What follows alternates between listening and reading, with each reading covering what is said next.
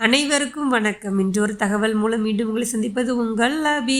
அந்த காலகட்டத்தில் சரியான சாலைகள் இல்லாததாலும் போக்குவரத்து வசதிகள் குறைவாக இருந்ததாலும் செங்கல்பட்டு அருகே செட்டி புண்ணியம் என்ற சிற்றூர் அடர்ந்த காடுகள் நிறைந்த பகுதியாக, மக்கள் நடமாட்டம் அதிகம் இல்லாத பகுதியாக இருந்தது. அதனால் ஆங்கிலேயரிடமிருந்து இந்து கடவுள் சிலைகளை பாதுகாக்க இந்த ஊரை நம் முன்னோர்கள் தேர்வு செய்தனர்.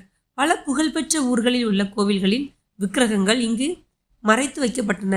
அதிகமாக வெளியில் தெரியாததால் மீண்டும் ஆபத்து ஏற்பட்டு விடுமோ என்று பெரியோர் அஞ்சியதாலும் ஏராளமான பொதுமக்களுக்கு செட்டி புண்ணியத்தில் மறைந்திருந்த பிறர்க்கரிய தெய்வீக பொக்கிஷங்களை பற்றி அதிகமாக தெரியாமலே போய்விட்டன.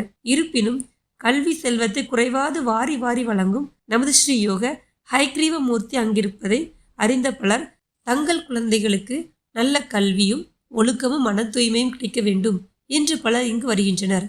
அந்த காலத்திலிருந்தே செட்டி புண்ணியத்திற்கு சாலை வசதிகள் கிடையாது.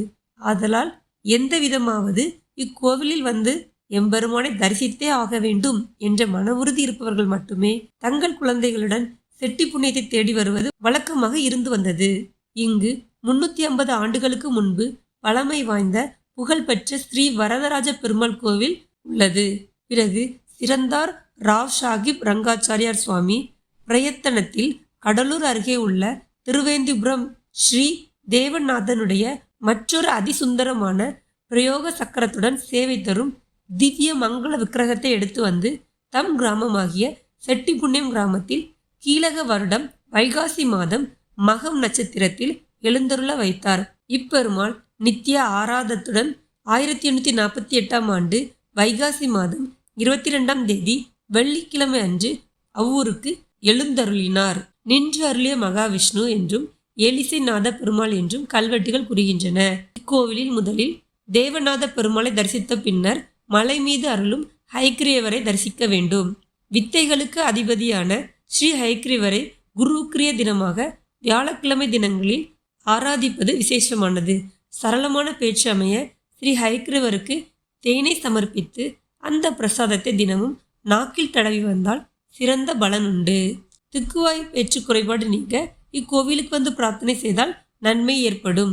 தங்கள் வாழ்வை மனம் வீச செய்யும் பெருமாளுக்கு ஏலக்காய் மாலை சமர்ப்பித்து நெய்விளக்கு ஏற்றியும் வழிபாடு செய்கின்றனர் மக்கள். தங்களுக்கு கல்வியில் வெளிச்சம் வேண்டும் என ஹயக்ரீவருக்கு நெய் தீபம் ஏற்றி வழிபடுகிறார்கள் மாணவர்கள்.